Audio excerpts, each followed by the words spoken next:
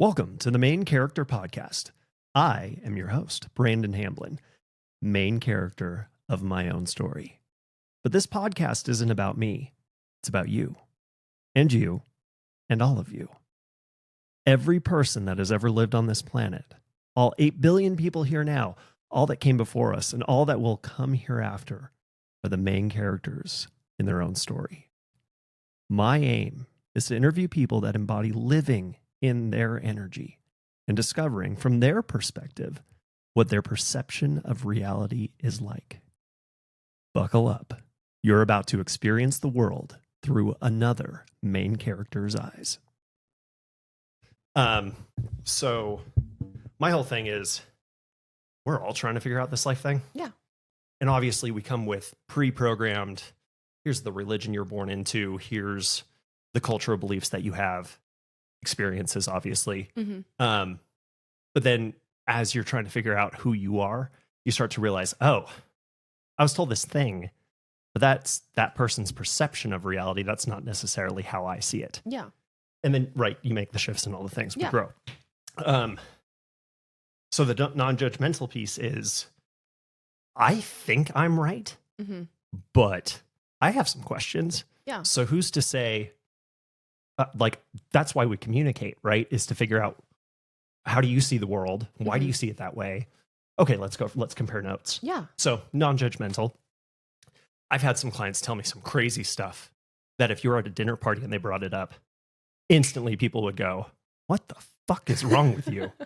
Right? Yeah. And I think we all have those things. Oh, yeah. So We just hide them. We're socially conditioned to keep them under the radar. right. So that's my first piece is I approach this as non-judgmental. So whatever you want to talk about. And that's the other key piece is whatever you want to talk about. If there's something, if I bring up a question and you're like, let's not go there. Yeah. We don't have to go there. So be as open as you want to be. I'm not going to judge anything, but also I'm going to be putting this out. So Okay. Well, if there's something you don't want somebody to hear. I'm about as open as an open. Yeah. I literally don't there's I'm sure if I dug deep in my soul, there's something in there that I wouldn't want to share. But for the most part, I'm pretty everything's out there. Yeah. I feel like the more that you're open like that, the more that people also feel the liberty to be open with you. Yes. And so that's why I'm willing to come on here because I know you and I've had some deep conversations even at work before we knew each other before game night. So right. I was like, this is going to be It's great. just an expansion of. Yeah. Well, and I think that's cool too, because you can tell, obviously through conversation, when other people are like, oh, I like this person. I can have conversations with that person. Mm-hmm. There's freedom there. There's cool dialogue. There's all those things. And that, it was funny. I was really sad when I thought you were moving. Yeah. Because I love going in to get my coffee in the morning because it's cheers. Yeah. Right. Like I see all my friends. It's so funny when we did game night the other night and I had invited some people outside of that group and I'm like, I know that person from the coffee shop, that person from I know half the people here from the coffee shop. Okay. That's how this works. Yeah. But I like it because it could be either the Sarahs, it could be go down the list of people.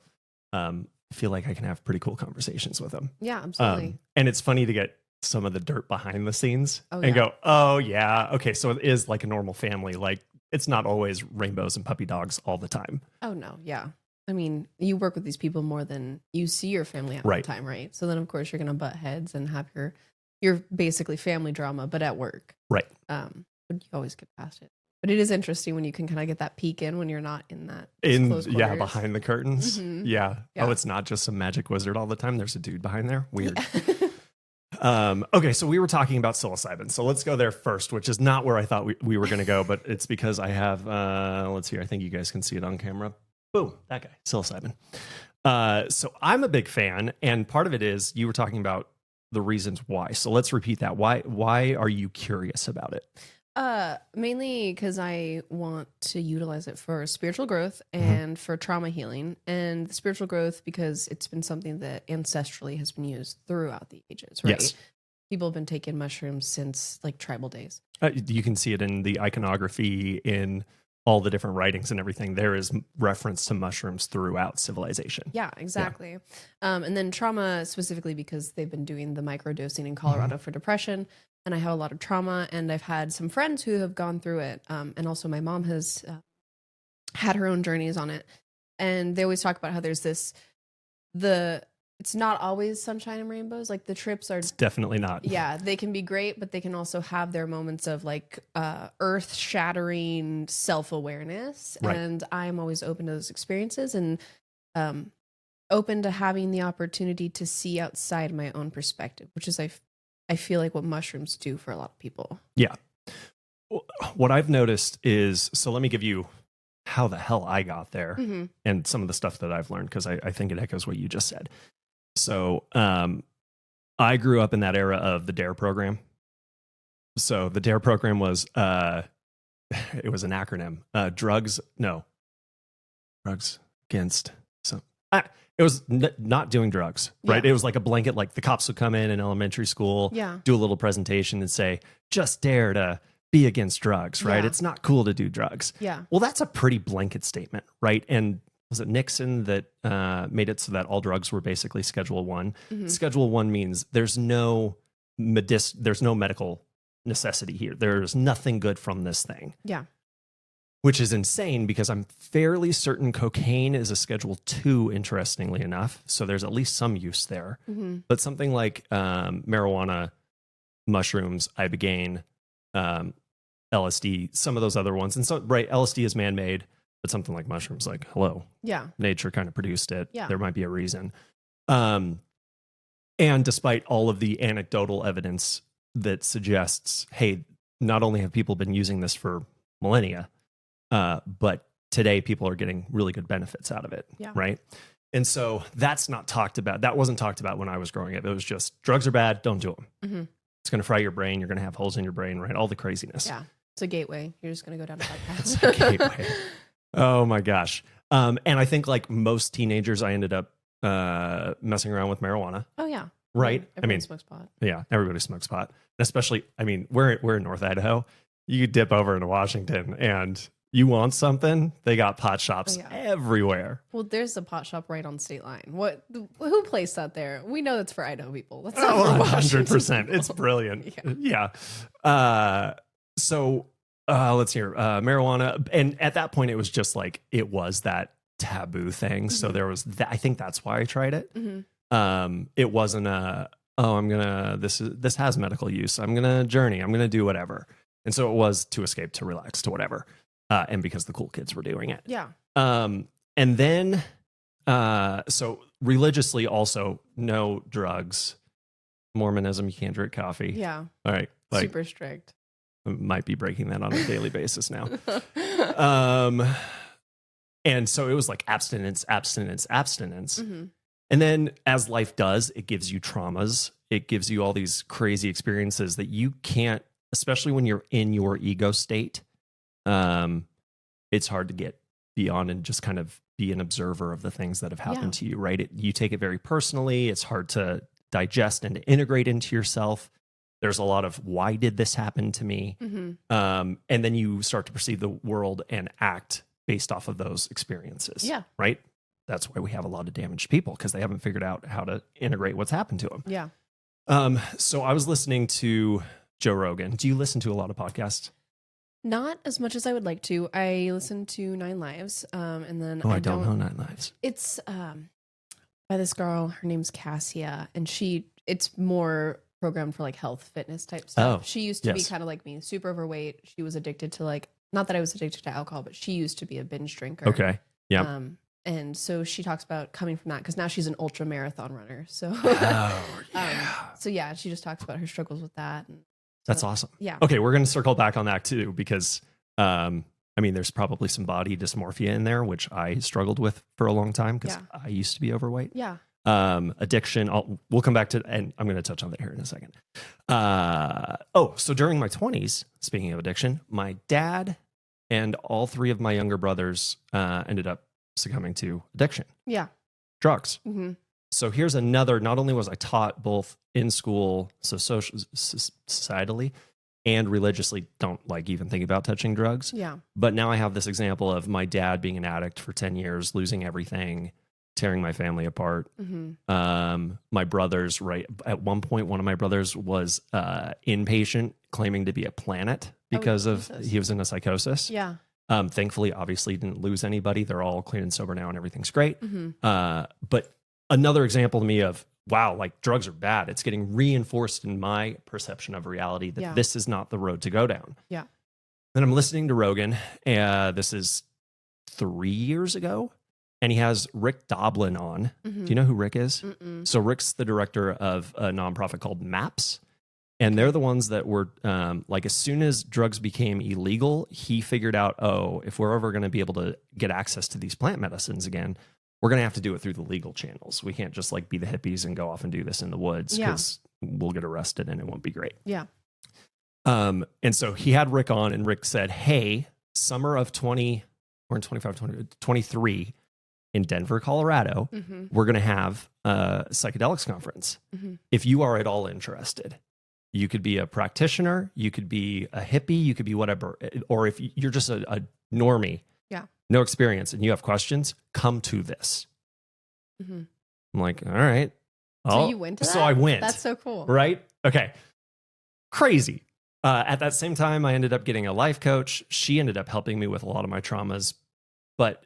And I'm leaving my religion, and I'm questioning all of my reality, going, okay, all these things that I've been taught, which of them are right? Which of them are wrong? Yeah. Well, this drug thing, I have enough experience to tell me this is wrong, but this guy's saying, come check this out. I'm like, there's another argument here somewhere. Yeah. Have you ever been to the Denver Conference Center?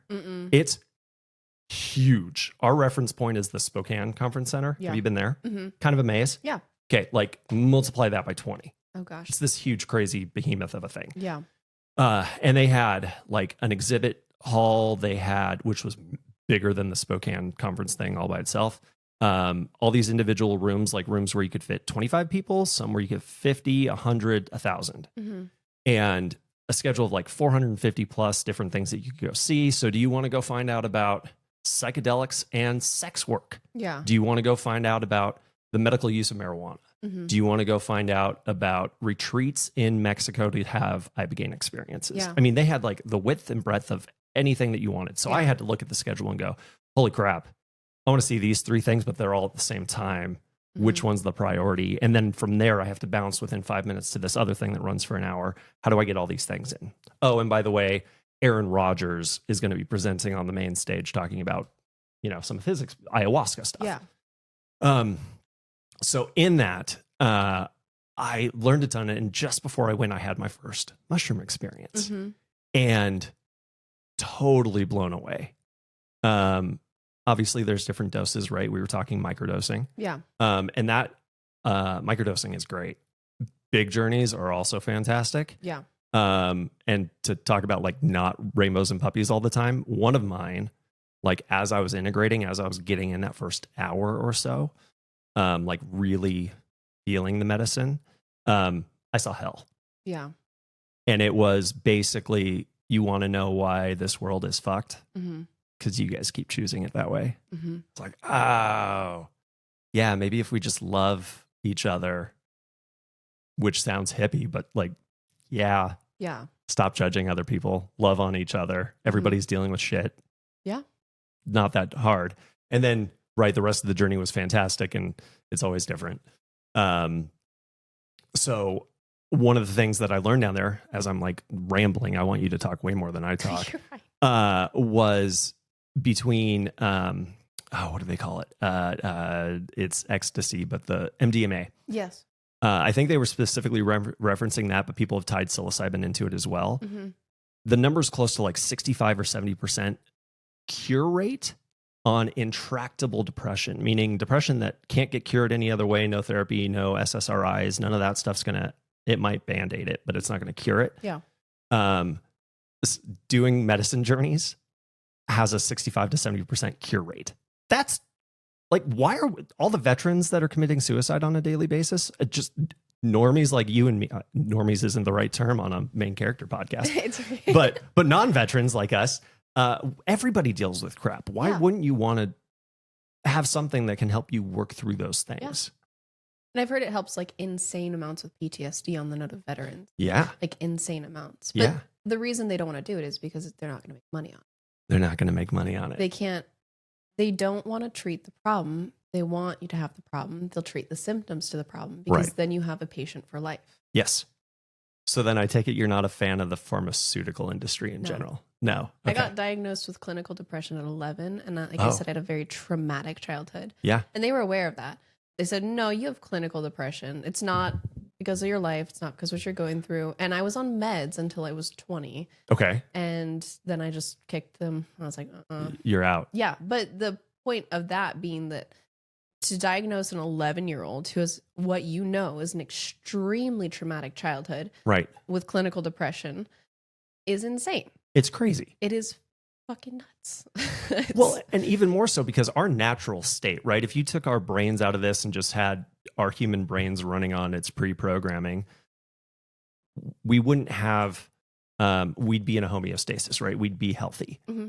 And so, okay, well, one of the major things that makes us unhealthy is we choose to go eat crap food. Oh, yeah. Right? Because if we were automated, we're eating meat and veggies and fruit and calling it a day. And berries, right? We aren't eating nacho chips and nasty processed cheese and things of I'm a sugar addict. Yeah. That's my big one. Yeah. We wouldn't be doing sugar that. Lights up the brain like cocaine. Like cocaine. Mm-hmm. Yeah. It's my first and most loved addiction. I think it's everyone's. Yeah. Right. Hey, yeah. 5 years old. Here, have as much sugar as you want. Yeah. Don't touch cocaine. Yeah. Though. It's going to be great for you. It's going to be fantastic. But our food system's all jacked up. Oh, yeah. And then, hey, you can monopolize that and make a ton of money off of that by selling people drugs that cover the symptoms, but don't actually get to the root cause that would bring us back to homeostasis where we're actually healthy. Yeah. Same. So you get to diagnosed with terminal depression. What was the clinical? So clinical. That just means like, oh, you have it for life. It's for life. You're just depressed. Right. Period. No ifs, ands, or buts. So instead of going, oh, you had this trauma, or what's going on in your environment that's making you not. I don't know that the opposite of depressed is happy. Actually, that's a good question. Well, how would you when do you feel healthiest? How would you describe that state? Describing it, it's hard. It's a hard question. I feel the healthiest when I've eaten good foods, when I'm consistently active, and when I'm not overdoing it on like drinking or smoking or things like that. So I would say the opposite would be like just having a in moderation, when you're just in moderation with your whole life. But I don't know quite what the term would be to contrast depression. Yeah. I think homeostasis is a good way to use it because that would be our normal level of operation. Right. So, because I agree, like happiness and depression, people would think they're opposite of each other. And so if you're not depressed, you're happy, but that's not life, right? You're not always just this happy-go-lucky person. Totally. So yeah, I mean, I don't know quite how you'd want to say that, but I know that maybe balanced. Yeah, which is homeostasis. That's great. Yeah. Yeah. But yeah, that's. I mean, healthy diet, been like working out, not drinking too much or smoking too much. Like that's kind of for me where I find myself spiritually, physically, and mentally the happiest. Yeah. Or not even happy, but the most calm. Yeah. So yeah. Have you ever heard the story of the old farmer? So he, I think the cat's trying to get in. I'll have to go stop her here in a second. So one day his son goes off and finds a couple wild horses, comes back to the farm and says, "Dad, check out what I found." Puts them in the pen. Neighbor comes over and says, "Oh my gosh, well, good luck. You found these wild horses." Yeah. And the old farmer says, "We'll see." Yeah. Next day, his son's trying to break the horses. Gets thrown off, breaks his arm. Neighbor comes over. "Oh my gosh, what bad luck." Old farmer says, "We'll see." Next day, army recruiter comes around, says, "Hey, we need all the able-bodied young men to come fight a war." "Oh, your son's not able-bodied. He has to stay home." Yeah. Neighbor comes over. "Oh my gosh, what good luck." Yeah. Old farmer, "We'll see." Yeah. Right. So I think that's the, because I've fought depression. Rachel's fought depression. I think everybody at some point, right? But it's definitely different degrees of depression. We go through some shit in this life. And to me, it always feels like even when a day should be good, I don't have the energy. I don't have the drive. I don't want to do life when I'm depressed. Oh, yeah. Because, oh my gosh, it's just one more thing that's going to happen. Oh my gosh, nothing's going to go my way. Oh my gosh. And it kind of turns into a, we'll see, right? If you're in that homeostasis. All right. So, okay. So then let's go right there. Because obviously I'm sure it's shaped how you see the world. So, where were you born? What was your early childhood like? What was that first trauma that, ends up shaping things? So I was born in Coeur d'Alene, but I lived in Athol, which is like a town. When I grew up, it was less than 1,000 people. I was going to say, did it have a stoplight? No, at that time. No. No. Now it has a freeway off ramp and all the stuff. It was wild watching Huge my hometown store. Grow like that. It was insane. Oh, I'm sure. It grew so quickly. Yeah. Well, and everybody knows everybody. Yeah. And it's just wild. It was so small, and everyone knew each other. And and were your parents from here? My mom was born here, moved to Arizona, came back. Okay. My dad was born here. And my grandpa built a house here, so he's been here. So deep roots. Yeah. Oh, well, I'm sorry that I came and invaded. No, you're fine. 2 years ago. Hot take, but our locals are sus to begin with. Quick side note, I didn't know that the Aryan Brotherhood headquarters was in Hayden, Idaho for oh yeah, we have some stuff up here. Yeah. And people are just so small town's gonna be great in so many aspects, but then you get this really big hatred of outsiders, which creates an echo chamber. And echo chambers I don't think are good for anyone to live in, right? Because then you're just hearing the same crap over and over, and so you don't have the opportunity to experience different perspectives. Right. So but yeah, so that's where I grew up, where I was born. Childhood was, I don't remember most of it, I think, because of trauma. What I do remember is asking my parents every night if they were going to get divorced, because my dad was a screamer. And so I knew very clearly that my parents were not happy together.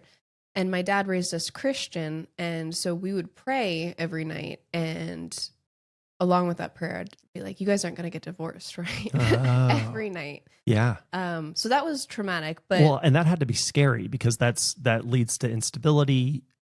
And ultimately, that's what kids want, right? Is they want to know they're in a safe environment. Yeah. So right out of the gate, mom and dad aren't happy. This is unstable. Yeah. And it was screaming. And my mom was not, she would just be quiet until he basically decided to stop screaming. And so there was a lot of issues with that, and just knowing that it was walking on eggshells with my dad, right? Well, and how many siblings do you have? I have one brother. Oh, you have one brother. Mm-hmm. Are you older or younger? Younger. You're younger. Yeah. By how much? 3 years. 3 years. Okay. Yeah. Do you have a good relationship with him? No. No. But a part of that's because of the trauma. Because did you, when you were kids? No. No. Okay. Interesting. My parents were very much we grew up trailer trash. Okay. And so I wasn't allowed to have friends over. Okay. Because my parents were embarrassed about the place we lived. And how old were they when they had you? My mom was 21. Okay. She was 16 when she had my brother. Yeah. And she's got, it's my family as a whole. Oh, it's my favorite part is a whole rodeo. Yeah. Whose isn't? Yeah. So the trauma that I experienced, this will make more sense when I explain the whole mom thing after I say this, but the big trauma was that when I was 6, my dad molested me. Mm-hmm. And it only happened once from my recollection, but that's because I went and talked to my mom about it immediately after. But it's par for the course for my dad. Well, yeah, but not much happened because my mom was groomed. My mom was 13 and my dad was 22 when they got together. Oh, wow. And so and her mom had died when I was a baby. Yep. And my mom's father was like a cokehead. So he was not in the picture. Yep. So my mom felt trapped, and obviously she should have still made different decisions. But I like to put that out there because I don't blame her, especially given that she's taken accountability and apologized. Yeah. But when you're groomed by a predator, you're going to do what they groomed you to do. 100%. And so when I told her that, she went and like basically asked him, and he was like, that didn't happen. And I insisted it did. And so then they brought me into their room, and he was like, well, you were dreaming. And I was like, no, I wasn't. He's like, well, I must have been asleep. And I'm like, okay, the logic is not logicking, but whatever. Right. And so from that point on, it was like a repression game, but I was uncomfortable. So thankfully, like my house, we had our trailer on my grandpa's property. And so my grandpa was like a 2-minute walk away. Yeah. And so I'd just go and stay, like most of my childhood, I was at my grandparents because my mom was in school. And this would have been your dad's parents. Mm-hmm. Yep. Okay. My mom was in school full time and working. And then my dad worked, and he would get home before my mom did. And I didn't want to be around him. So then I would just, my grandma and my grandpa were my your parents, people, basically. Yeah. And do you still have a good relationship with them?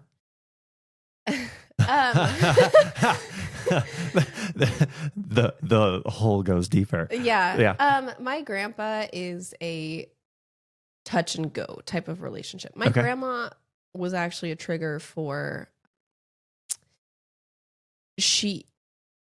so before I get into that, my grandpa now currently, him and I talk. I'm not very close with him because he has told me to forgive and forget. I personally don't believe that with sexual assault, that's a forgive and forget type situation, especially when the person isn't willing to take accountability. So I have confronted my father when I was older, when I was about 17, and he made it very apparent that he was never going to cop to what he did. Yeah.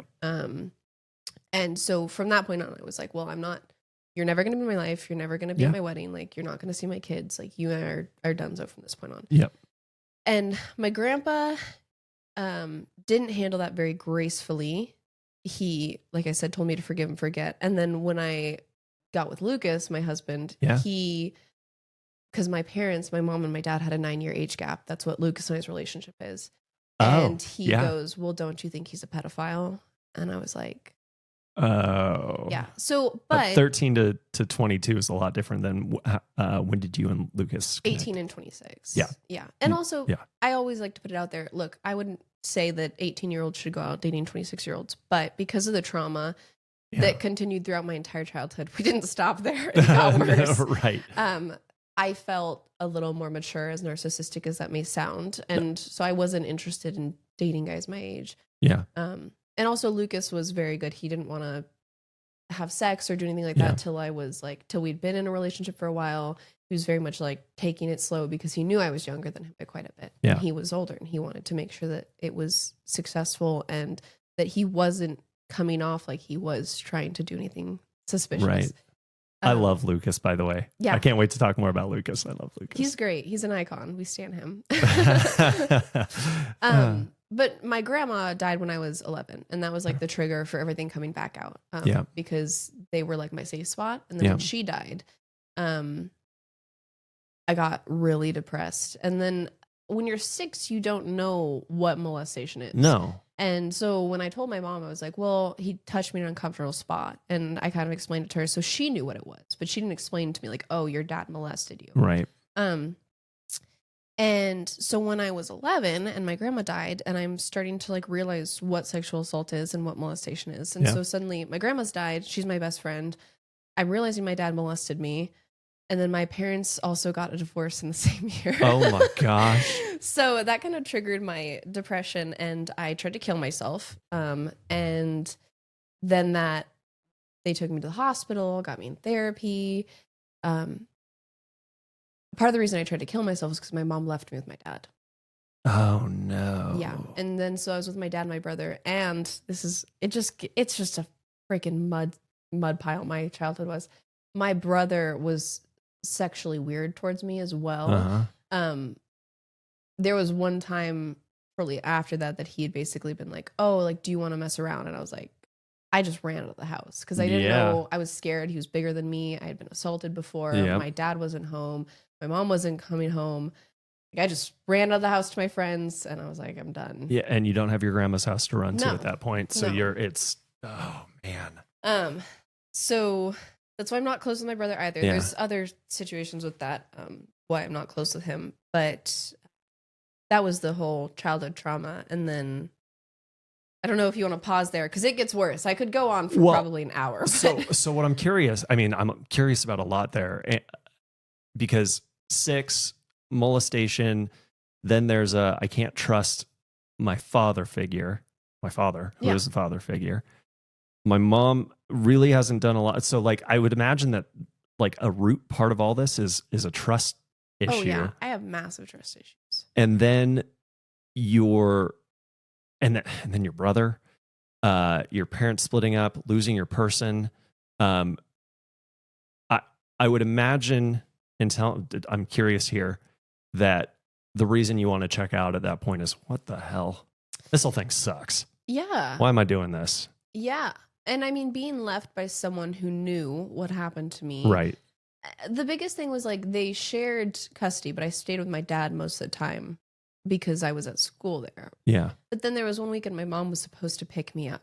Yeah. And she ditched me to go out drinking with her friends. Oh, no. And again, like, I love my mom. I adore her today. She has taken so much accountability. Yeah. She apologizes. The amount of guilt she feels like is soul crushing. Like, I wish she didn't, because the way I see it is my mom's a victim just as much as I was. And she was groomed to behave the way she behaved. And my dad had a vice grip on her the entire time they were together. Yeah. So she didn't live her 20s. No. She was a mom going to school full time, working full time. So when she divorced my dad, it was like you let a bird out of its cage. Totally. It went nuts. Oh, yeah. So she made bad decisions. She's apologized. That's why, again, we're okay. But yeah, she was like, no, like, I can't come pick you up. I'm going to go out drinking.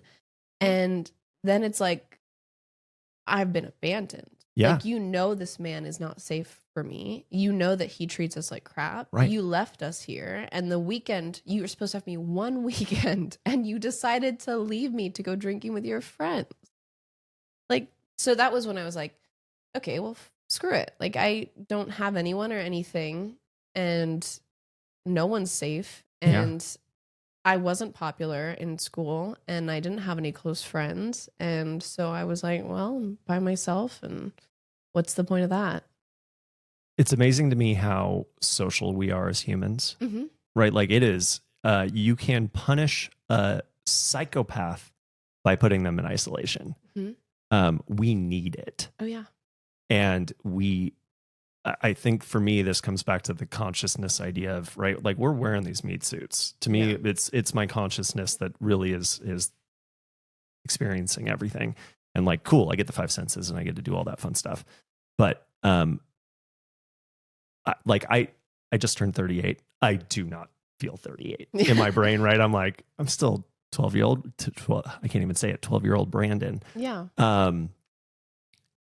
And what I like about the social aspect is, there's other things experiencing this thing too, this whole life thing. I need to, I'm sure some of it is wanting to feel validated in what I'm feeling. Yeah. Being recognized and being loved. Yeah.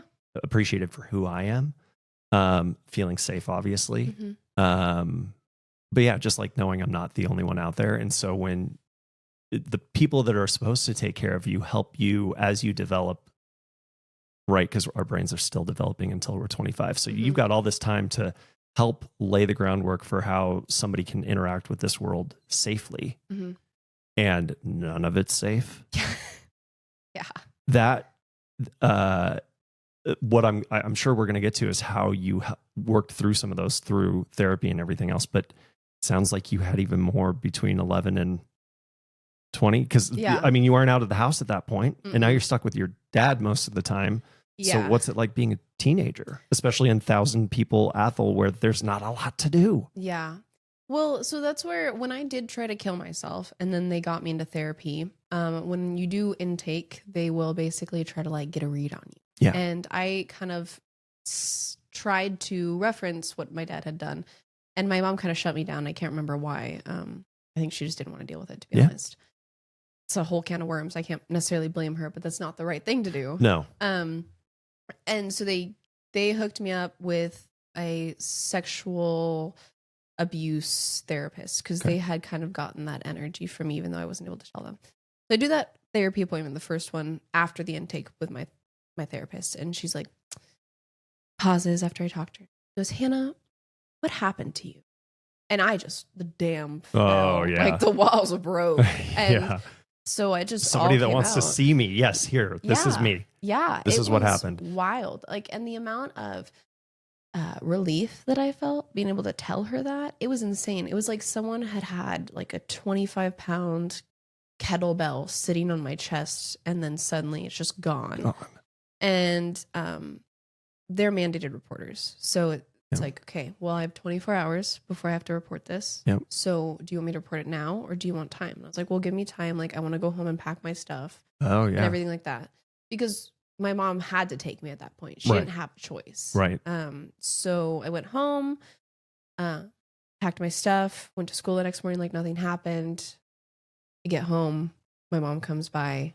It's like, you're coming with me. I knew what happened. My dad didn't, obviously. Right. And then she took me with her, and you would think it got better there, but it didn't. Like I said, my mom was like a bird that had been caged her whole life that got let loose. Oh, yeah. So she's discovering and going out and doing anything and everything. Yeah. So she was a crazy alcoholic. Yeah. And she still, unfortunately, is very much of a functioning alcoholic. Like, drinks a 12-pack every night, but still goes to work the next morning. Oh, yeah. Yeah. But I ain't doing that. it was worse before, because I would see my mom like stumbling drunk, like sloppy drunk. Yeah. And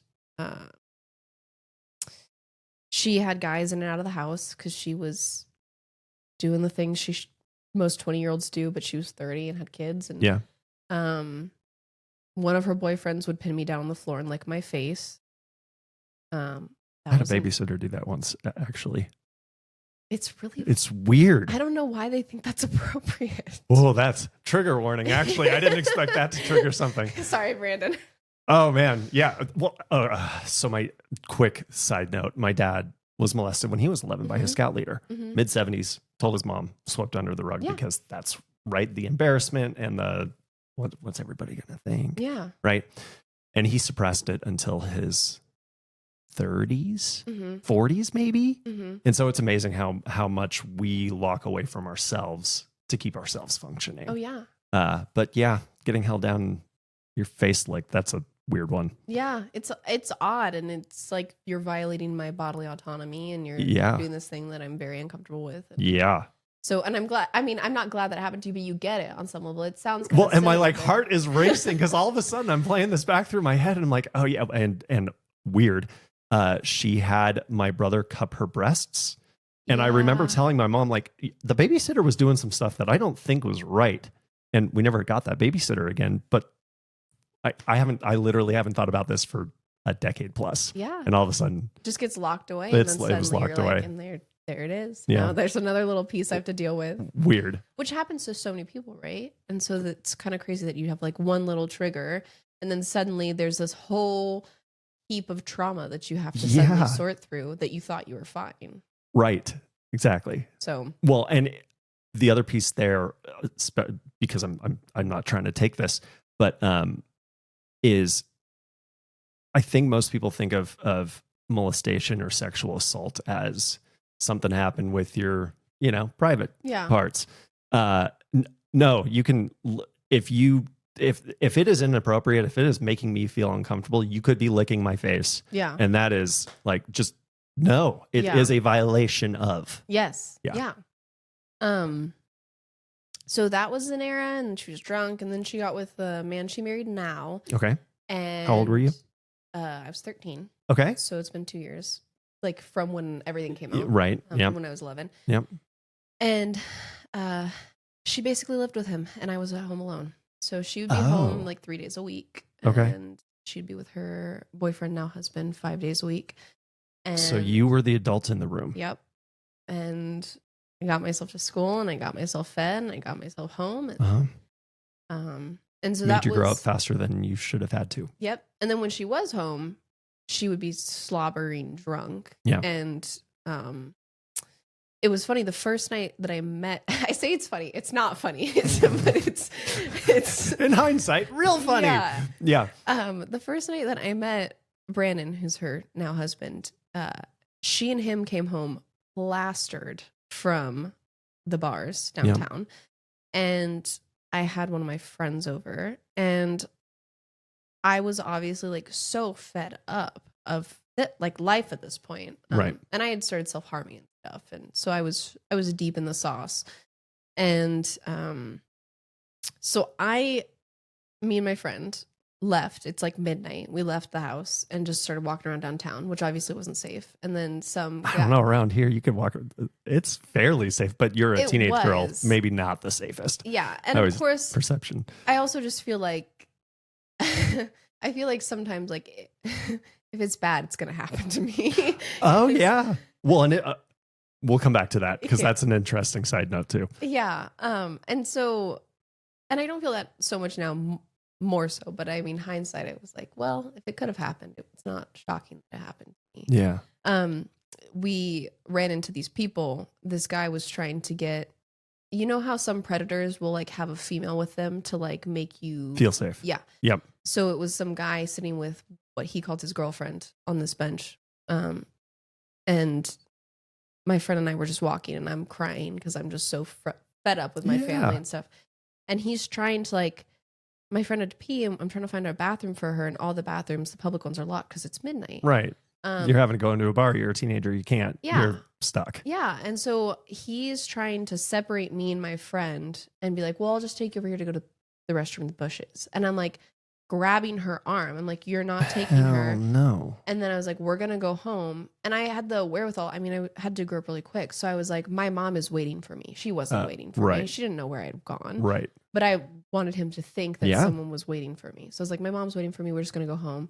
And he's like, well, where's your house? Like, I'll take you there. We'll walk you there. No. I was like, no, my mom's not okay with that. He's like, well, give me your phone number. And so this dude like did everything he could. I gave him a fake number and then he called me to check that it was a real number. Oh my gosh. So then I had to give him my real number. And then as soon as he finally was like, once he found out it was my real number, left it alone. We were walking away. I blocked him immediately. And then we sprinted. We sprinted our whole way home. So that was the first night I met my stepdad. Because him and my mom came home super drunk. Just a one page of the crazy chapter that is. Yeah. So, but yeah, so just to like summarize it, to shorten it up, she was just drunk all the time and gone all the time. And I was super depressed. And at this point, you're still in therapy, and I'm assuming probably on SSRIs? Yeah, I was on SSRIs as soon as the at first 11. time I went to the hospital. Yeah. Yeah. Through, you said 20? Mm-hmm.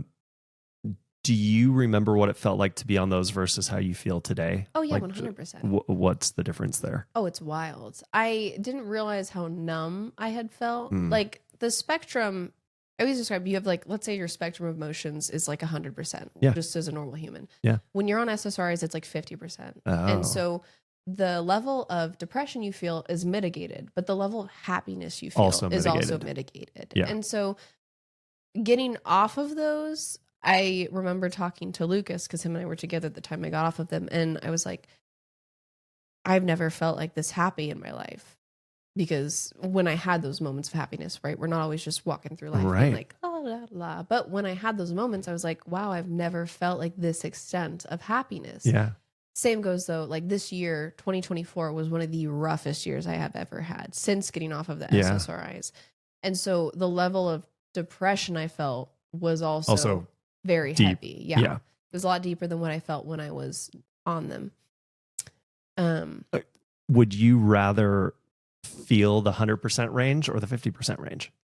The 100% as an average. I mean, there were definitely times like last year that I was like, gosh, like this sucks. And I wish that I could just turn it off and flip a switch and be back on meds. But the point of life is not to be numbed through it. No. Like you need to feel that full range, and you need to know that you're strong enough to get through those crappy times. Yes. I did it. I wanted to be back on meds because it's a lot easier to be numb, but it's not worth it. Like it is not. So I think there's a couple cool points in there. One of them being that, homeostasis balance, that pendulum, as long as it can swing both ways, full momentum, that equilibrium almost feels better. Yeah. Like, oh, I know what it's like to be on both ends, and I am. Yeah. I am. Yeah. I'm here. I'm good. Yeah. I'm a no regrets sort of guy. Like, yeah, there's definitely things that if I was to do that thing over again, I'd do it different. Yeah. But there's a lot of value in the lessons that I learned. And so I'm glad I felt that full range at the time of the sadness, of the anger, of the depression, of the whatever it is, because then I know what it feels like when it's swung the other way. Yeah. One of the things that, so I would have considered myself a Christian when I was Mormon. Mm-hmm.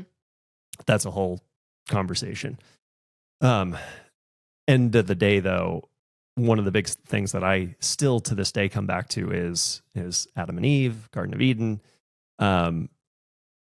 Pre-eating that apple of the knowledge of good and evil, Yeah. there's no knowledge of good or evil. It's just, right? It's just everything always works out the way it's supposed to, right? You're in this perfect garden, everything's going good, however you perceive that, but no good, no bad. Yeah. It's just, it is. Yeah.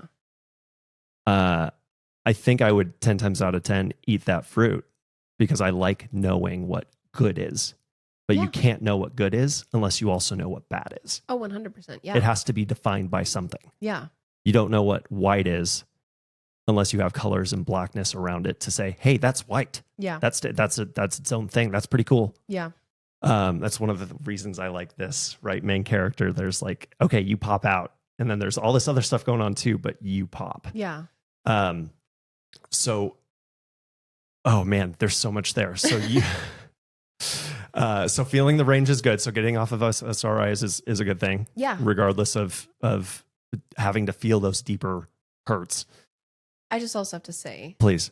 Any doctor you talk to is probably going to tell you not to do it, but I just cold turkeyed it. And oh yeah. You just have to be aware that you're probably going to be really depressed I had debilitating anxiety and panic attacks. Yeah. I was throwing up and I was not able to eat for 2 weeks until I got my shit back together. Did you feel bipolar at that point? I would imagine it's something akin to that. It was, I don't know if bipolar is how I describe it. It was like I was in a never ending state of panic. Oh yeah. Like it was like a panic attack that lasted for 2 weeks. Like yeah. My stomach, I had stomach issues every way. I would throw up.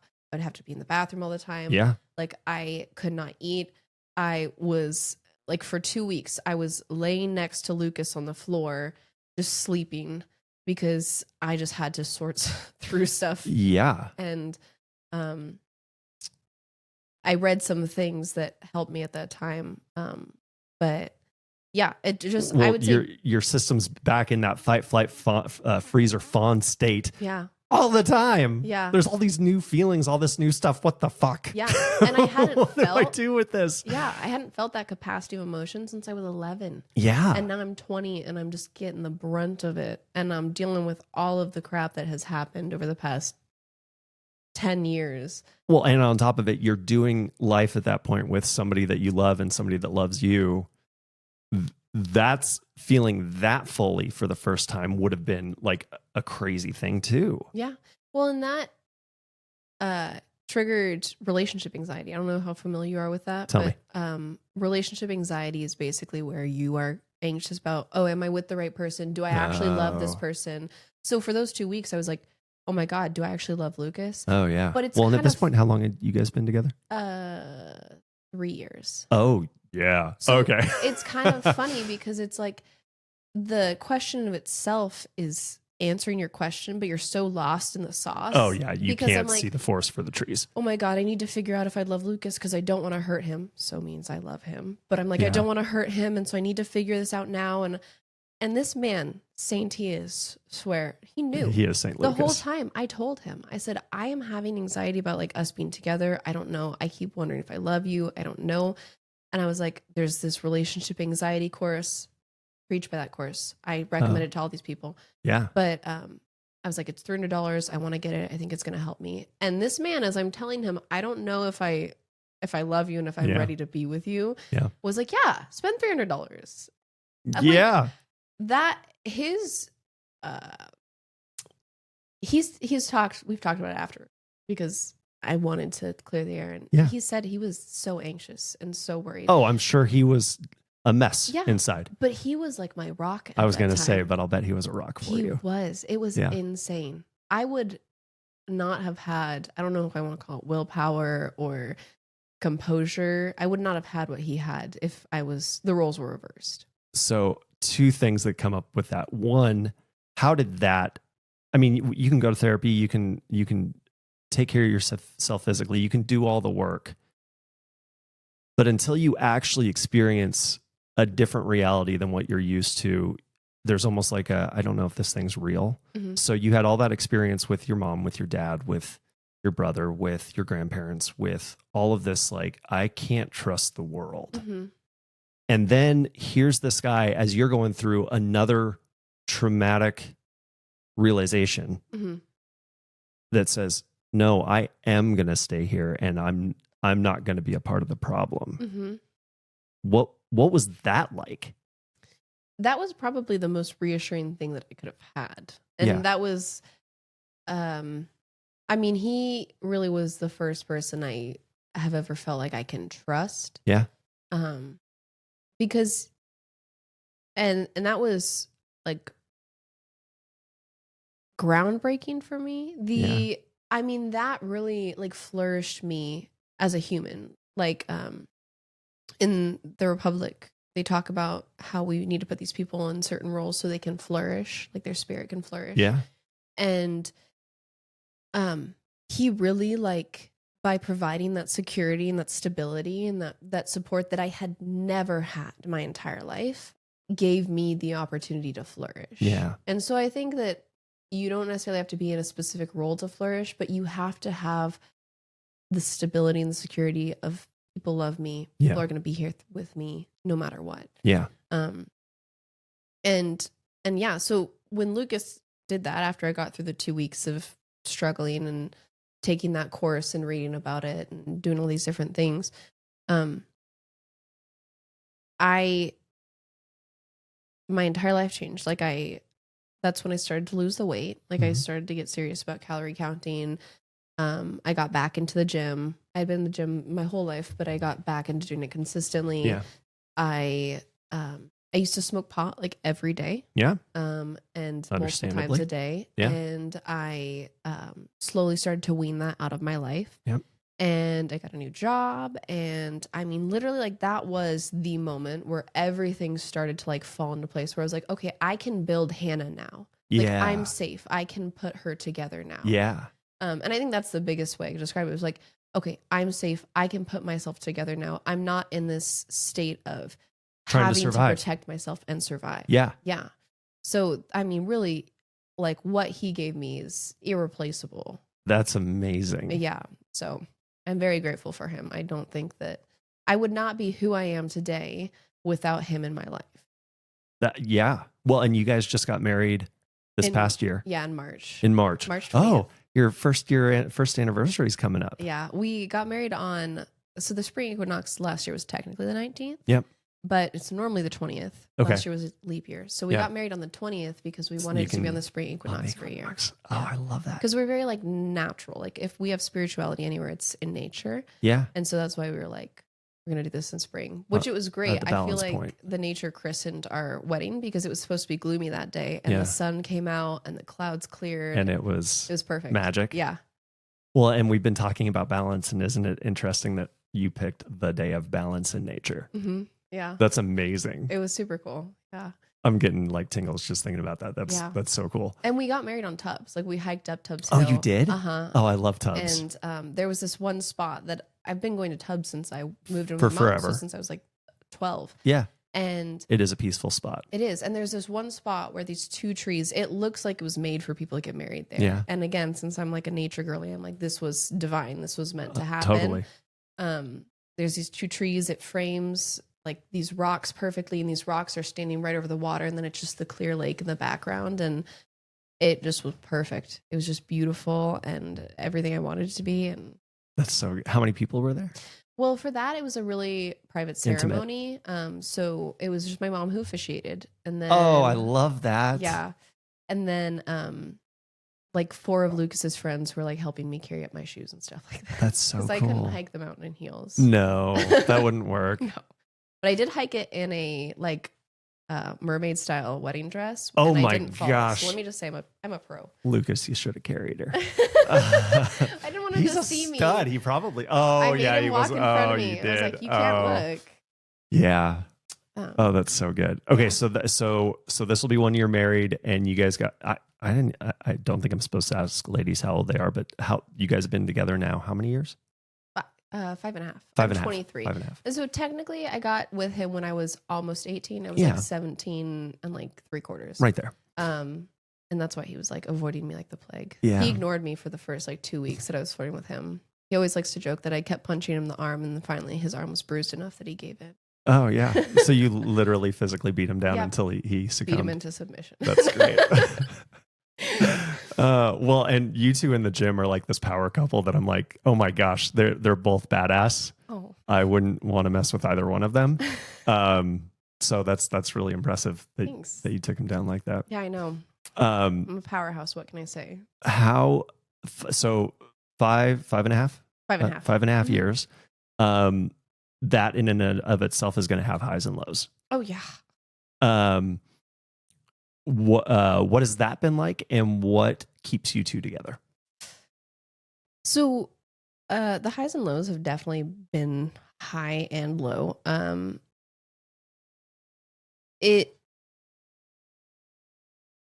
going to take a quote from Mo, because as many issues as I have, right, with current things, she does give good advice with this, but she told me that marriage is your opportunity to grow your tolerance, patience, and compassion.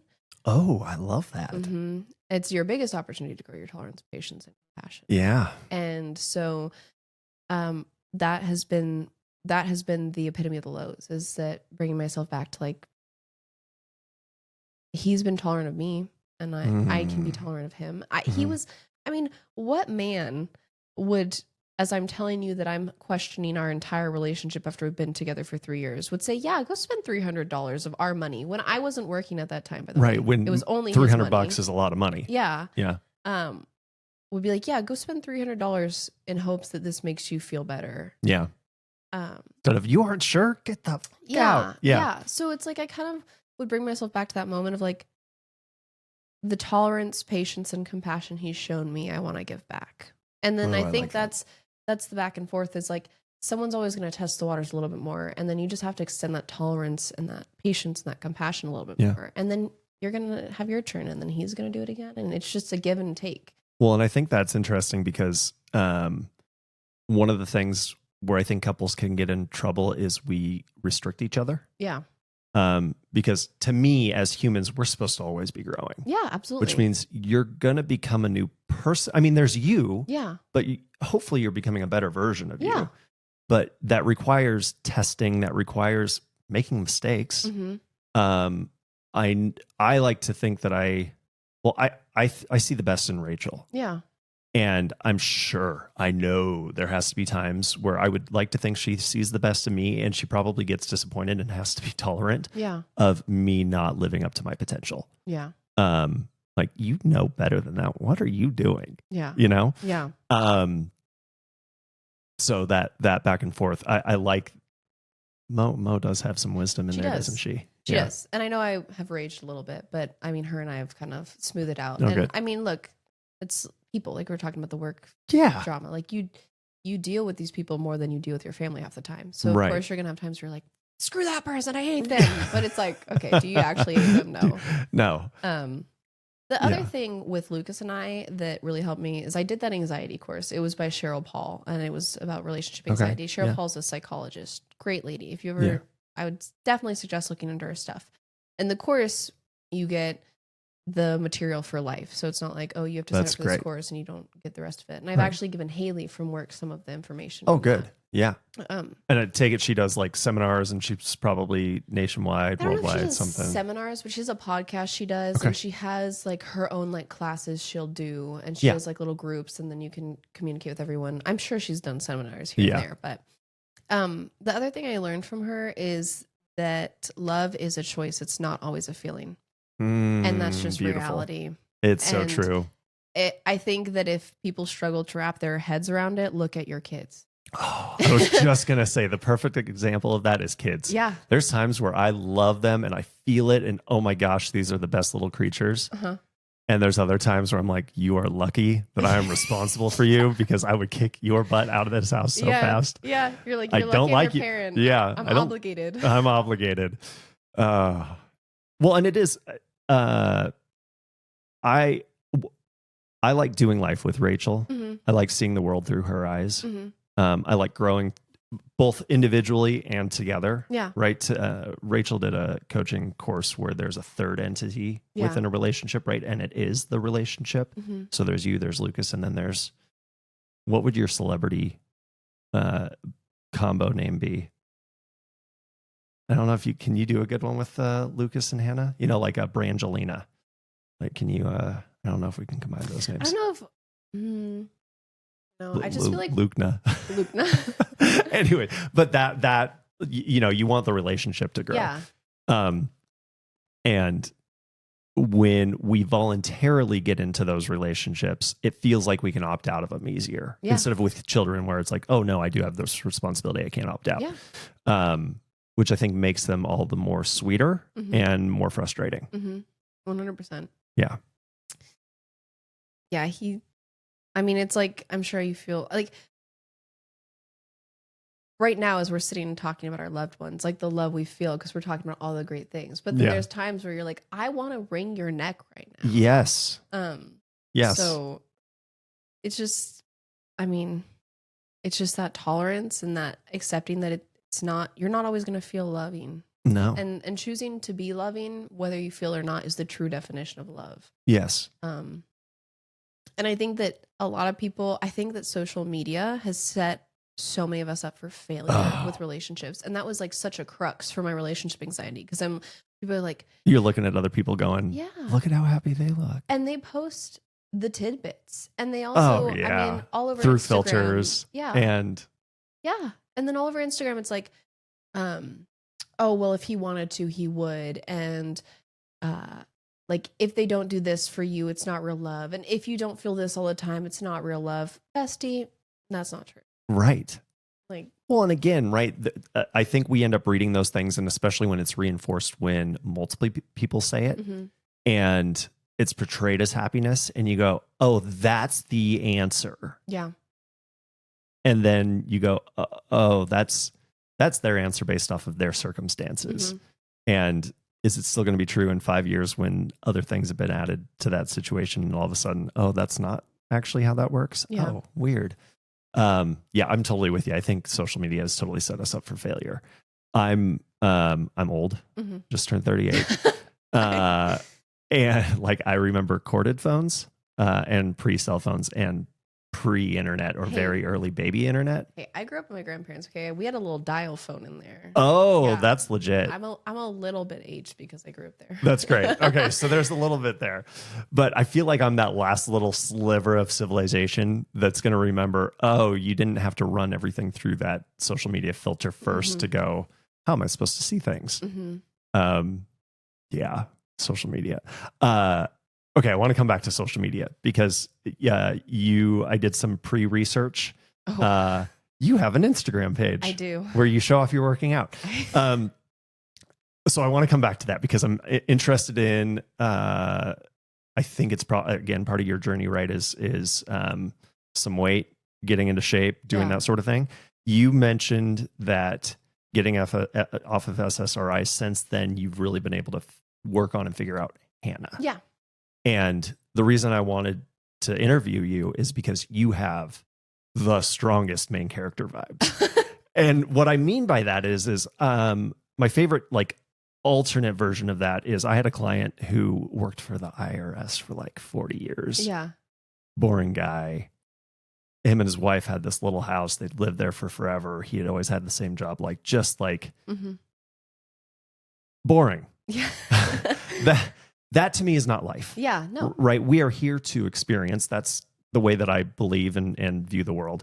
And I can't, I go stir crazy if I'm doing the same thing, or at a minimum, if I don't feel like I'm growing and changing. Yeah. What have you learned about yourself in becoming Hannah, and who do you aim to be? Well, what I learned about myself was that I can really do anything I set my mind to. And I Mm. don't think that's just single to me. I think that's people. I think that's period. But I think most people don't realize that until you have to do it. Oh, Um, yeah.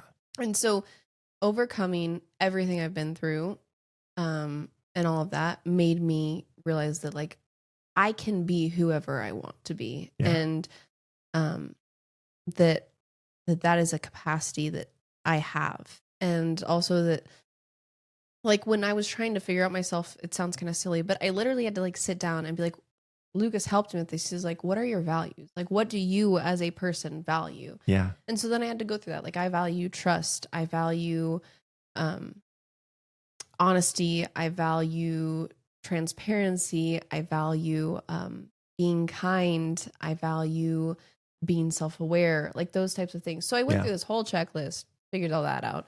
Um, That sounds like a fun exercise. it's it's good. It was hard for me because a part of me like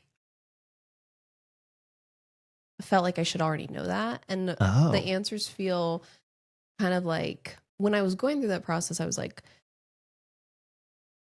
well, do I actually value this? And I was having to like Yeah. critically think about it, or was this Well, just an established thing that I know is good that I should value? totally. Is it yours Mm-hmm. or is it something you've been told? Yeah. The trust one's a really good example because you know why you value trust. Yeah. But until you really, it's easy to say, I value trust. Yeah. Okay, but why do I value trust? Oh, because I've had a lot of situations where there was none. Yeah. So when I do have it, it is of worth and value to me. Yeah.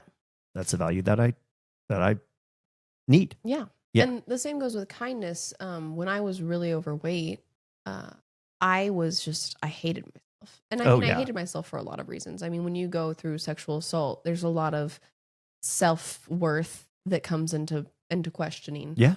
And so that's why I was self-harming. Like I carved fat into my leg Oh, yeah. when I was really, really bad with the knife. And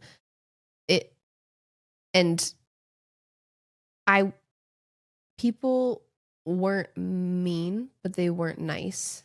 And so something that really is important for me that I learned was that I like to treat people how I wish I was treated. Yeah.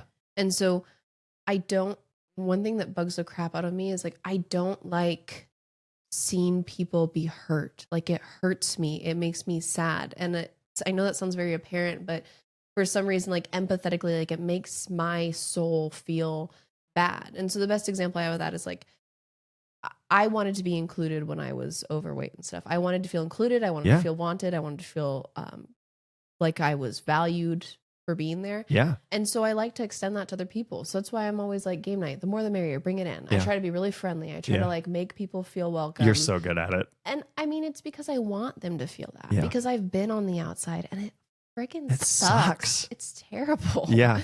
And yeah, so I mean, that was the process of figuring out Hannah, and that's kind of cultivated who I am now, but I think I'm still figuring her out. Yeah. But then, yeah, I figured out like health is a huge thing for me, in terms of fitness, in terms of what I eat, in terms of my spirituality. Because the other thing is that they all go hand in hand, right? Like if you're 100%. spiritually sick, however you want to say it, right? Or however you want to describe it, if you're spiritually like all discombobulated, that's going to play a role in your mental, physical, and emotional well-being. And same if mentally you're sick, and same as physically you're sick, right? And sickness can be more than, oh, I have a cold.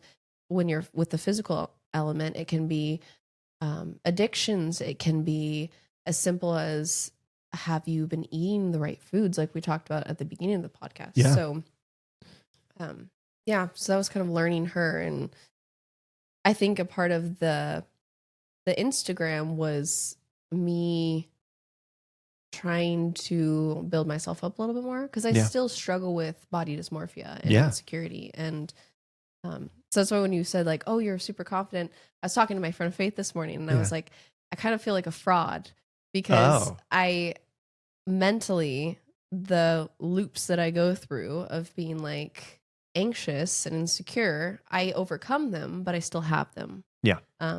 But I guess I exude this confidence that I'm glad I do that. Yeah. Oh, yeah. But sometimes I'm like, well, mentally, I don't know if I'm on the same level. That's funny because I have the same thing where, so when I was a freshman in high school, was that 14, 15? Yeah. 15. I was a little bit shorter than I am now. So I hadn't grown all the way. 5'10", 5'11", 230, and none of it was muscle. Yeah. I was just a fat kid. Yeah. I was playing video games, drinking a 6-pack of Mountain Dew, and eating junk food. Yeah. And like, I very specifically remember the summer before freshman year where it was, I'm just a teenage boy doing teenage boy stuff. And I hated myself. And my dad used to introduce me as his husky son. Oh. And then that played on to, technically, I'm not his biological son. Oh.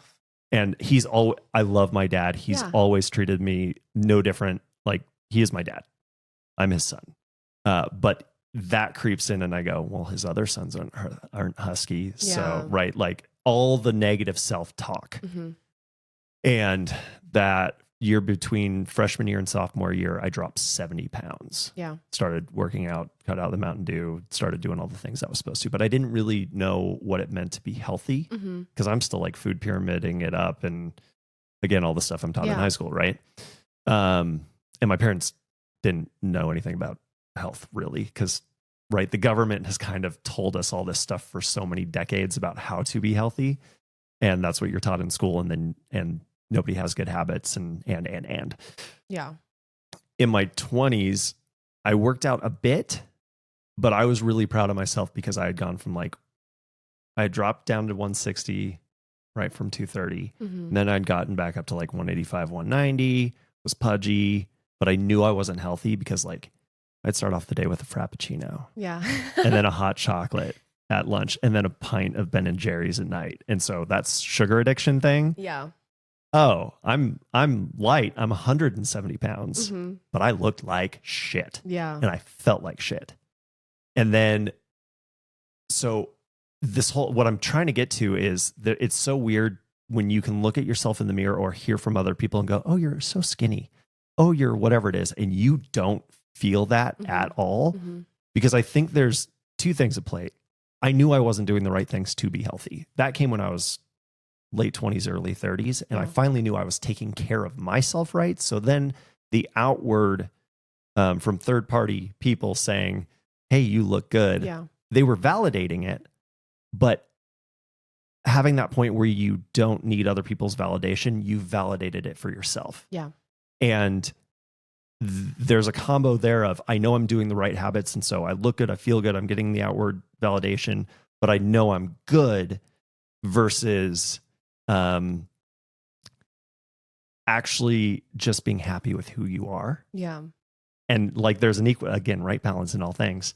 Knowing I'm doing the right things and also accepting myself. And if I'm ever just, no, you look like shit because you missed 2 weeks of working out, or it was just the holidays. Hey, you ate like crap. So you can't accept yourself anymore because you aren't doing the right things. That's where I'm still trying to get that right. Oh, and I'm caught there with you. Like the holidays were really rough for me. Oh yeah. Because of the body image and so I'm right there with you. It's really hard. Yeah. And I haven't found the answer. I know it sounds silly, but daily affirmations have helped. Oh, good. I don't know if you've ever tried them. Oh yeah. Well, and it's funny because affirmations was one of those where I was totally into it. And then one of the gurus that I listened to at some point was like, if you're doing daily affirmations, blah, blah, blah. And he had a negative take on it. And I'm like, oh, maybe maybe I'm doing the wrong thing. And then it's, you know what? Fuck him. Yeah. No, they work. Yeah. And they work for me. So I don't care what some guru's opinion is. I like affirmations. Well, they're not going to work for everyone, but I mean, it's like, if it works for you, I mean, screw what other people hot take is. It's like, we're all different humans. What is my perfect recipe is not going to be your perfect recipe. Totally. It's not going to be Rachel's. It's not going to be Lucas's. Right. I just wanted to say too, kind of random, but you said you were 230 and 5'11". Yeah. I feel it. I was 235 and 5'8". Oh yeah. So I feel it. And I feel like escaping that. How long were you overweight? Like your whole life or? Oh yeah. My whole life up until that point, sophomore year. And then from there to my 30s, I rode the wave of sometimes I was great and sometimes I was overweight and chunky. Yeah. And escaping that shadow of like, that's where I'm struggling is I've been overweight extremely overweight my entire life. And Oh, so yeah. now being fit for 2 years, I don't see it. Isn't it weird how it shapes your perception of everything, of Mhm. you most of all? Mm-hmm. Because you look great, by the way. Thank you. Not that you need my validation, but I don't think anybody would look at you and I in the streets and go, "Oh yeah, they definitely were." Like, because I think we both look good. Yeah. But that's because they don't see all the rest of it, and we personally know all the rest of it. Yeah. So we still incorporate that into the way that we see ourselves. Mm-hmm. It's a wild ride. Yeah. And escaping that is really hard. It's and I mean, hard. I still haven't found the perfect recipe to escape it. And Yeah. I think maybe a part of that is you just have to accept that that's who you are. And maybe that you needed that to grow in some way, but it's hard to accept that. Well, and the other thing that I come back to is my value is not in my weight. And I struggle with that. Right? Yeah. So Rachel and I made this agreement when we got married that if either one of us got fat, we could divorce him. So You're like, that's the end. Yeah. If you can't take care of yourself, then I don't want to deal with you either. Yeah. Which is a terrible, oh gosh, that was so bad. But the root of it was good. I want you to be healthy because when we're 80 years old, I don't want us to be decrepit and just shells of who we are. Like there is a good reason for why I want us to be in shape. But I don't derive value from you because you are or aren't in shape. I value you because you're you. Yeah. Right. And so trying to teach myself that of, no, you're Brandon. You could be a 300-pound version of yourself. You would not feel good physically and you would want to do something about it.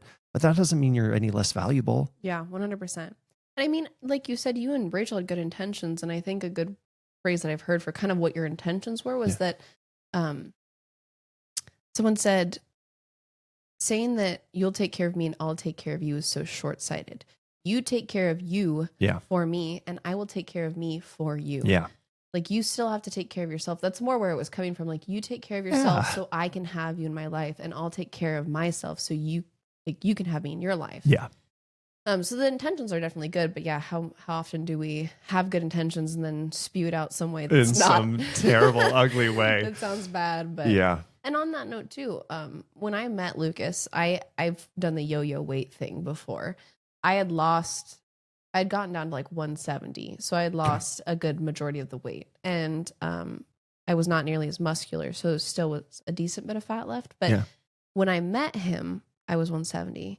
When I finally got off of the SSRIs and had the revelation, I was back to 230. Yeah. So he stayed with me, even though I got really heavy, and he didn't say really much. I mean, he did make one comment, but like it was a mistake, and we all make mistakes, and we all say dumb crap that we, in hindsight, regret, but we got through it. And so, I mean, I don't think Rachel would genuinely ever actually be like, yeah, peace, Brandon, goodbye. Bye. She's like, I'm out. Oh, yeah. Because I think that's more indicative of yes, I want to take care of me for me, but yeah, wanting to show up as my best self for my wife, for my kids, for my community, for everything else. If I'm not taking care of me, the rest of it's going to be a mess. Yeah. So I think things like physiognomy and like just how, again, right, these are our meat suits that our consciousnesses are riding around in. Yeah. It starts to reflect who we are inside. Yeah. And so one of the things that I've had the hardest time with is the house staying clean. Oh. And the quote that I always used is cleanliness is next to godliness. Mm-hmm. Right. And I was definitely extreme with all that. And I drove Rachel and the children crazy. And so I've gotten much better on letting the chaos be chaotic at times. But just that overall idea again of what I was trying to convey was, no, like if your environment matters. Oh yeah. You should keep your stuff clean if you can. Yeah. And obviously, right, we're going to have a party and the place is going to get a mess. Clean it up. Yeah. Don't stay in that party state. It's not going to be fun. Yeah. Yeah. That's valid. I mean, I think having a cluttered, dirty environment doesn't help provide you with any motivation to do stuff, because that's just another thing on your list that you have to figure out. But for me, it makes me feel overwhelmed and anxious. Yeah. Sometimes I wish I could just drop my body off at the gym and have somebody do the work for me. It'd be so much easier. That's valid. I feel like sometimes I'm mentally doing that because I just plug in my music and and just ride. Yep. Yeah. Yep. What do you listen to? I call myself polyamorous. So polyamorous. everything under the sun. Yeah. Okay. I've got Kublai Khan TX, which is like death metal. Yeah. I've got Slipknot. I've got Taylor Swift. I've got Megan Thee Stallion. Yeah. I've got Zach Bryan. Nice. Like literally, my workout playlist is called Kill It, and it is 30 hours long. Oh yeah. So it's is that a Spotify thing? Can you share that? Mm-hmm. Okay. Yeah, it's. I might need in on some of this. Yeah, no, it's great. I love it. It's just really like whatever gets me motivated, but yeah, it's whatever feels good. A smorgasbord. Yeah, an absolute smorgasbord. Yeah. Well, and I'm sure you have some days where Taylor Swift comes on or Slipknot, and you're like, not today. Yeah. And I'd say generally, like if I'm lifting heavy, I really love like my death metal, heavy metal, because I'm like, yeah, let's wait for the breakdown and let's push We're gonna tear this. Yeah, exactly. Yeah. And then with cardio, I'd say I'm more like bubbly poppy. Okay. Yeah. Also, like on that note, like Odessa or Laszlo, they have great little bubbly pop running songs. Yeah. And so then I feel like my best little like hot girl runs. So. So good. Yeah. Do you I definitely like lifting more than I like cardio. How do you feel about cardio? So like it's really hard. Mentally, I feel like I dread cardio more. However, oh, really? Yeah. Okay. However, when I was training for the triathlon, I did cardio 6 days a week, and I mentally felt better doing that, I think, than I do feel like with lifting. Oh, so I feel like cardio was really good for my mental health. Not that lifting isn't, but I don't know, provided like maybe a stress outlet that weights doesn't quite scratch the itch so much for. Yeah. I can't quite describe it. Well, do you do cardio every workout? Now I do. Yeah, I'm starting to incorporate it because I was with the triathlon, I lost a lot of muscle mass, but I was the lowest I've ever been in terms of the scale. And since I struggled with my weight so long, I hook into the scale. Oh yeah. Which Lucas, as a personal trainer, is like, Hannah, you've got to let go of that number because it's you hard. Put on muscle and that weighs more than fat. Yes. And so you're not, I mean, I will tell you, and you know yourself and you know your body and you know how your clothes are fitting. So you're going to know. Yeah. But still I was 154 when I was training for the triathlon. I was only lifting like 2 times a week, doing cardio like 6 times. Yeah. Lost a lot of muscle mass. Then because you know how beefy I am. Like I'm yes. And so you can do way more pull-ups than me, by the way. Actually, I'm pretty sure you could probably outlift me on everything. I am really strong. Yeah. You are big built. Yeah. Girl. Yeah. I run very close behind Lucas. I keep him on his toes. And he's a stud. He is, yeah. Yeah, you're both muscle freaks. That makes me feel so good, though. We were doing shrugs the other day, and he puts like 2 45-pound plates on there, and I was like, I don't know if I'm going to be able to do it. And then I get up there, and I did it, like as many reps as he was doing, and he's like, you have strong shoulders. Yeah. Yeah. Try harder, Lucas. I'm just kidding. No, it's nice. I like to push him and he likes to push me. That's good. We were doing chest. We don't always work out together. Like sometimes I do my own thing, he does his own, but sometimes we like to follow each other around and do the same stuff. Rachel and I haven't done that in a while. I miss it. It's fun. It is. It's a lot of fun. You know, I get sometimes you got to do your own thing and sometimes that's more enjoyable. But when you haven't done it in a while, you're like, I've got my person. Yeah, it's good. But we were doing chest flies and it was like, he was doing 120 and I started at 80 and he's like, how'd that feel? And I was like I could do more. He's like, so do more. I'm like, okay. So I got up to 110 by the time I had finished my 3rd set. And so it's a nice, like, we both push each other. Yeah. Well, and isn't it funny that if you can have that same attitude and same approach in all areas of your marriage, like, we know how to model, like, this is the model. This is what feels good. And this is where we both grow. Yeah. Yeah. But so because I have that number and I'm trying to get rid of it in my head, the 154. And now I'm 168, which is normal when I have all my muscle mass on me. Yeah. But I'm trying to get leaner because I'm just...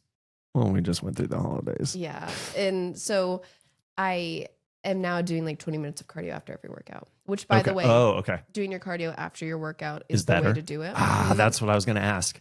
Yeah. Because I tend to do it before. And I say this from my husband, who's a personal trainer, who's passed this along to me. that it's because you've used up all of your glycogen. And so at that point, you're just burning fat if you do Brilliant. cardio after your weightlifting. Okay, that's good Yeah. to know. Yeah. And are you a treadmill, elliptical? What's your bike? I'm trying to start training for the triathlon again because I Yeah. want to do the Olympic this year. So Yeah. I switch it up. I do running, bike, stair stepper, and then running. Yeah. So Okay.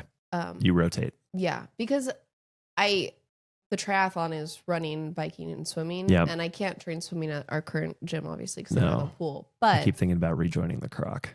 They have a good pool. I just can't. I know. I really I just can't. It's crowded. It is, And- and I think that they're subpar for workout equipment, to be honest. So true. Um, That's why I left. yeah. So, and also, gosh, that dry sauna slaps. Oh, I love the dry and the wet sauna. I'm a dry sauna girly through and Are through. you? I barely do the wet. Lucas is a wet sauna dude. Is though. it because you don't like the stickiness and the sweatiness, or the? I'm cool with that. I just like to sweat my soul out. Oh yeah, Yeah, yeah. The dry one does do that, doesn't it? does. Yeah, I'll sit in there for like an hour to 40 minutes. No Yeah. way. Yeah. I'm like 10 minutes and then feeling a little lightheaded. Well, it's kind of funny because I'll put on soft orchestra, which again is kind of funny because I'm all over Yeah. death metal for my lift out. What did you call it? Polyamourous. Oh, it's so good. We need I'd put that sticker on my Mac. Yeah, and that's not. I stole that from the internet. Full disclosure. Oh, It's not okay. just So a it's Hannah not a term. Hannah No. original. No, Okay. but I No felt like trademarking it. No, I felt like too it bad. suited perfectly for me. Yeah. So I go into the sauna and I almost try to meditate in there. Yeah. Also Andrew Huberman. Oh, I'm so glad you brought him up. Love Andrew Huberman. He's so good. I listen to his podcast quite a bit. So he was at the psychedelics conference. I was front row Oh. to see him. Oh, talk about man crushes. Yeah. I love that I would man. have fawned like little schoolgirl. Oh, I did.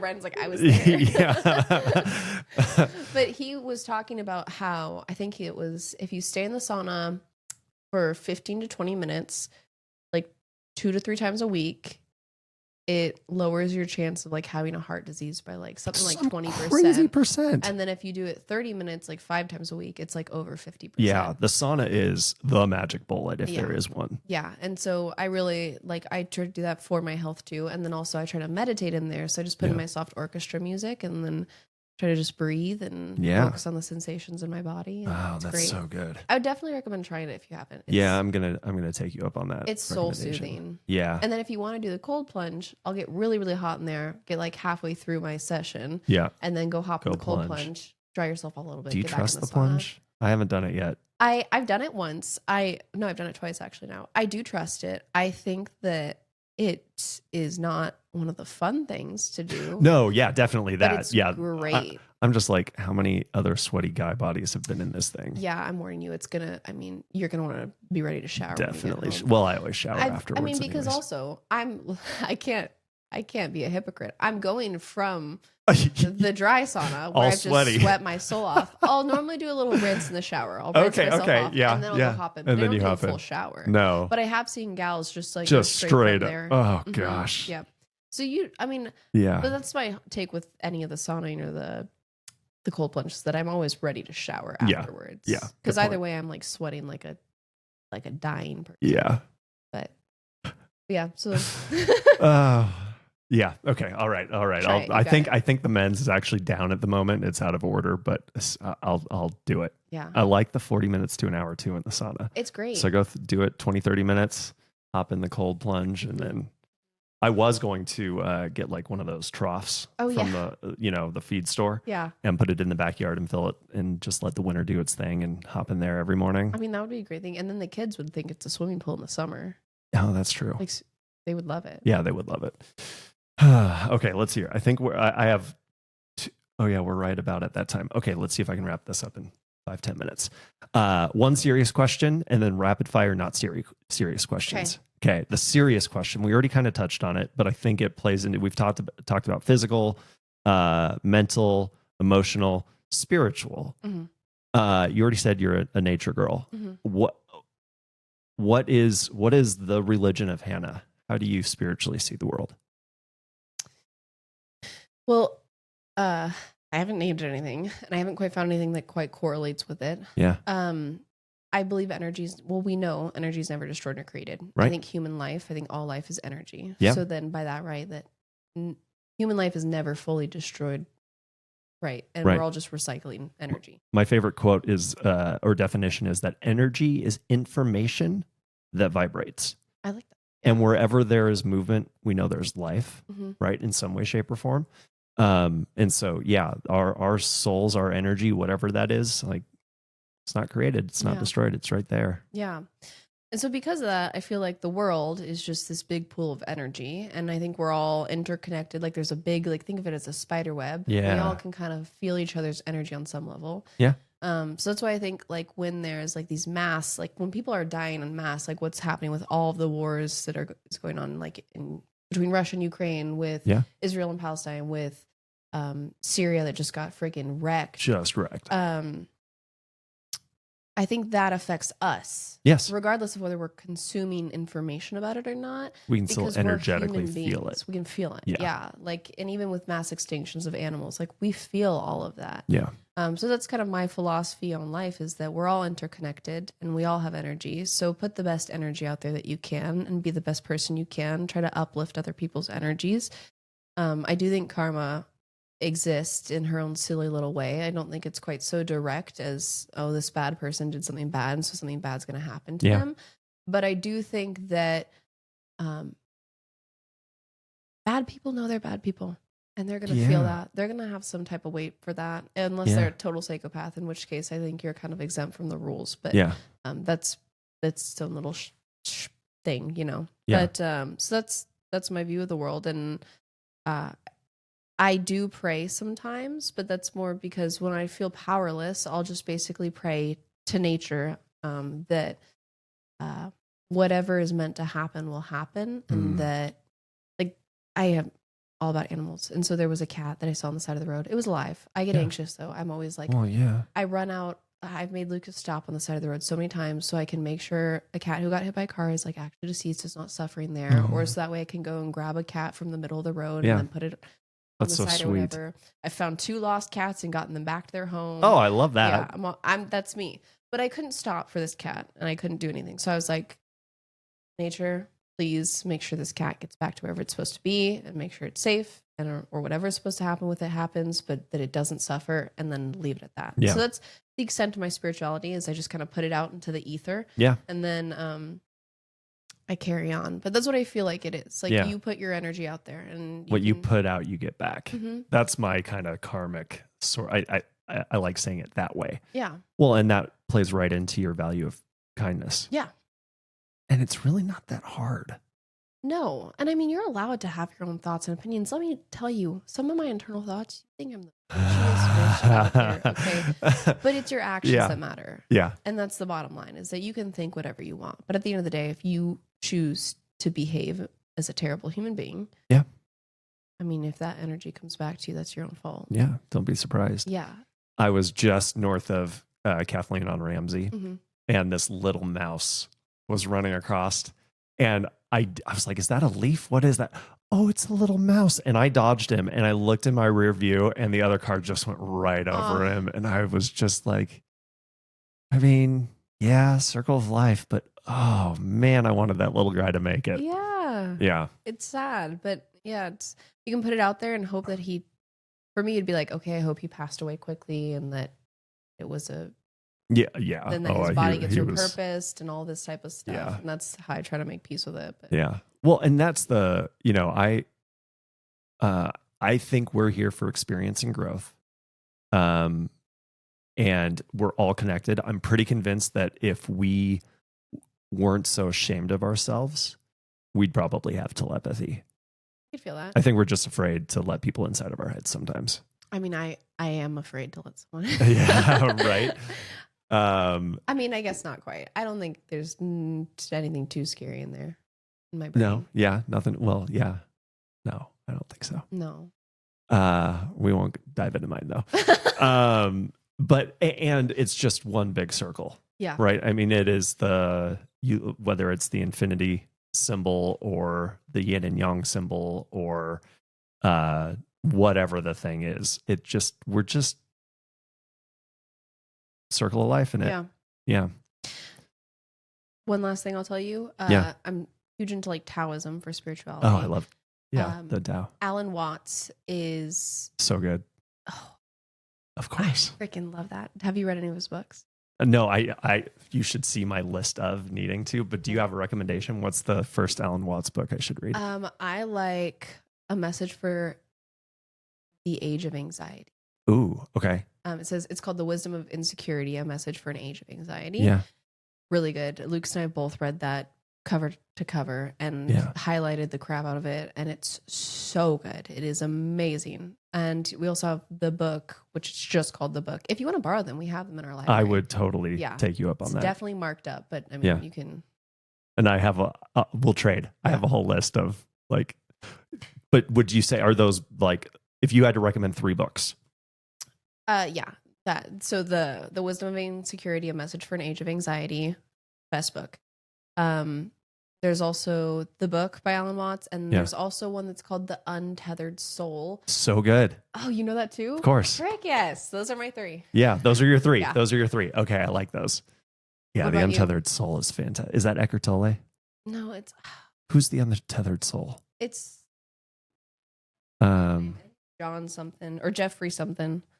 You double check. You might be right. I'm bad probably with not. The authors. I mix people's books up all the time.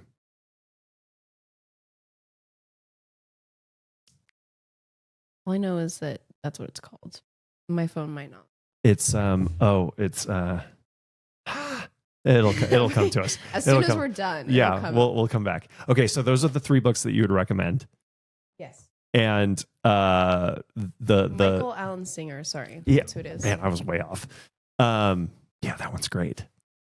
We did because we moved over from the West Side and we used to pop back and forth a fair amount to go visit family. Yeah. And that's when Rachel and I like put on Untethered Soul and just audible it up on the way across. It's so good. It is. And it's so helpful. Yes. Like just for handling your thoughts, your anxiety. Well, and I think he makes the point in that book that if you're, we call it the inner critic. Mm-hmm. If some of the things that we say to ourselves, a real roommate said to us, you would move out or kick that mofo out so fast. Yeah. You wouldn't put up with it. And yet we let our ego and that nastiness just run amok sometimes in our brain. Mm-hmm. It's nasty. It is. It's gnarly. It is gnarly. There's a lyric from a song. It's like, I wouldn't talk to a friend the way I talk to myself. Yes. It's very true. I think for most of us, that's true. We're always our harshest critic. Oh, totally. You got to learn to be kind to yourself. Yeah. That's so true. So my last question is going to be that, and I'm going to come back to that. Don't let me forget that we have a bookmark on that point. Go for it. Karaoke song. Can I be the most basic white girl out there right now? Yes, please. Right now it'd be Hot to Go. Do I know Hot to Go? By Chappell Rowan. Oh, yeah. Okay. Oh, yes. Yeah, that one is That's great. your karaoke. Okay. I also, I did karaoke for my birthday. And the one I chose was Stick Season by Noah Kahan. Nice. Where did you... Dude, we've got to do it up? sometime. You, Rachel, Luke, and I, it'd be a party. River City Lanes. Oh. They have karaoke at 9. So we did bowling at 7. Yeah. And then we went straight to karaoke. Okay. I just drove by them the other day and was like, oh yeah, I forgot they exist. Yeah. I know the owner is pretty cool. Oh, good. They kept giving us free drinks. It was not good for me. Well, that would make me brave enough to do karaoke because that's, you have to have somewhat inebriated Brandon for me to feel brave enough to do that. No, me too. I went up and I was like, what's the strongest drink you have? And I got an Irish trash can and I was trashed. So it was really bad. My soul just like puked. Yeah. Okay. So that's your karaoke. What is your favorite inspiration? Like, what is the go-to song? Oh gosh, that's hard. I don't know if I go to a specific song for inspiration. It changes quite quickly. It'll be like whatever song I'm really invested in right now. Yeah. So right now I like Quitter. Quitter. Yeah. Okay. It's a song basically. People are gonna think I'm dumb, but it's about basically getting sober. And not that I think drinking and smoking in moderation is totally fine. Like totally. Okay. It's finding the moderation. Yeah, that's always a struggle, right? But this song is just kind of cute and it's upbeat, and he's just talking about how the hardest part of getting sober was all the apologies he had to dish out to people. And how he's standing on all these bridges that he's burnt, having to like extend his hand and be like, hey, it was on me. So I just liked it because it's all about taking accountability. And that's my other thing. That. If we're talking about values for him, is accountability. Yeah. And if you don't take accountability for yourself, I'm like, I don't really want to associate with you. Just because it's really hard to interact with someone who's not able to be accountable for themselves. Yes. And I'm not saying because then how can you have trust? Because what are they going to do with the relationship? Exactly. Yeah. So. Yeah, that's a good indicator. Favorite movie? Okay, so the one that immediately popped up is Hacksaw Ridge, which is really sad. Oh, really? Yeah. That's a good one. I just like it because I think having that devotion of faith is gorgeous. Yeah. I am not, obviously, I've talked about, I'm not Abrahamic in any of my faiths. Yeah. But I think it was beautiful that someone can save so many people with their faith propelling them. Yeah. Desmond Doss saved, I think, like 50 or 70 men on his own from that ridge. So crazy. It was. And such a cool, inspiring story. It is. And then at the end, when like they bring the actual Desmond Doss out and he's like some cute old man, I sobbed like Don't a baby. Don't you just, oh my gosh. I sobbed like a little baby. Yep. Oh, you want to see Brandon get emotional, put on something like that. And I'm just waterworks. It's rough. It was, I mean, rough in the best way. In the best way. Yeah. Lucas has some hot takes about that because he was a Marine. So obviously conscientious objectors are a little bit of a sore spot with the military, depending on who you talk to. But I still, and they even make that point in the movie, right? Like, yeah, he got beat up, like multiple times. But I just think the beauty of his faith was really what captivated me for that. So and that alone it's so easy for us to fall under peer pressure, even though we think we have strong convictions, but to really actually live them. And then to put beautiful. Yourself in a life or death situation where you're alone and there's enemies there. I mean, he even saved some of the Japanese soldiers. Yeah.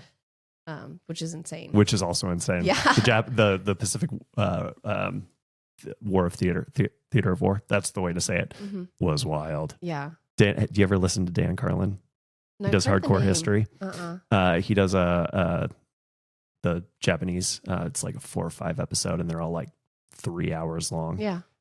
His quote during that is, "The Japanese are just like everybody else, just more so." Yeah. It's like, if they were going to kill you, they're going to kill you more so than most other people would kill you. Yeah. They were pretty intense. They put their entire souls into that. Well, they were still pulling kamikaze stuff. Yeah. Well, and they were still pulling people off of some of the islands where they would say, hey, go defend this until somebody pulls you off of this for decades after World War II.